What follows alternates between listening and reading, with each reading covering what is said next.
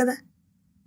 ఇలాంటివన్నీ పక్కకెళ్ళాలి. అంటే రాజకీయ పరమైనటువంటి వాటిని పక్కన పెట్టేసేసి నీకు చేపలు పట్టుకుంటా అంటే మంచి ఏర్పాట్లు చేశాను, అది కూడా జగన్ చేశాడు. ఇప్పుడు అవన్నీ ఏది హార్బర్ లో ఎవరు పెట్టుకొచ్చింది లేదు, బీసీ నేస్తం ఎవరిచ్చింది, బీసీ మహిళలు చిన్న చిన్న షాపులు పెట్టుకోవడానికి అవన్నీ చేసినా కూడా జగన్ ఏం చేయలేదని చెప్పడం ద్వారా వీళ్ళు తీసుకొచ్చారు. మరబోట్లు ఇచ్చాడు, వాళ్ళకి వలలు ఇచ్చాడు, ఇట్లాంటి చాలా చేసుకొచ్చాడు. వీళ్ళు ఇప్పుడు వచ్చేటప్పటికి అంతకంటే మేము చేస్తున్నామని చెప్తున్నారు, అది మోటివేట్ చేసే ప్రయత్నం చేస్తున్నారు అనమాట. నేత కార్మికులు కూడా చాలా చేశారు అప్పుడు. ఇప్పుడు అదే కదా ఇప్పుడు వీళ్ళు కొనసాగిస్తుంది, 25,000 రూపాయలు వీళ్ళు కొనసాగిస్తున్నారు ఇప్పుడు.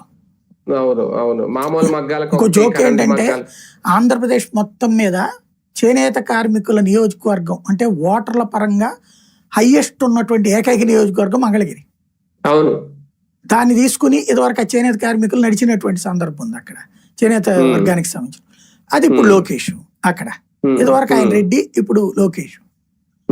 వాళ్ళకున్న అది కూడా చాయిస్ లేకుండా పోయింది. అట్లుంటాయి కొన్ని. సార్ ఒక రకంగా అంటే బీసీ మంత్రులతో కూడా కమిటీ వేశారట, ఇప్పుడు వాళ్ళందరినీ కూడా ప్రజల్లోకి పంపిస్తున్నారు. అంటే ఈ చట్టం తర్వాత దీని ప్రయోజనాలు చెప్పడంతో పాటు బీసీలో ఐక్యత తీసుకొచ్చే ప్రయత్నం ఏమైనా చేస్తుందా టీడీపీ? ఇదివరకు జగన్ చేసిన ప్రయత్నం ఇప్పుడు వీళ్ళు చేస్తున్నారు. అప్పుడు బస్సు యాత్ర చేశారు.